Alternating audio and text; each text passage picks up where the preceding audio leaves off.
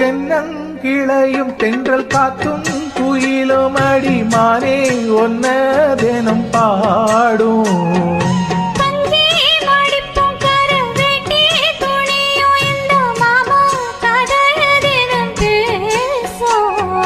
பொள்ளாச்சி சந்தையில கொண்டாந்த சேலையில சாயம் இன்னும் விட்டு போகல.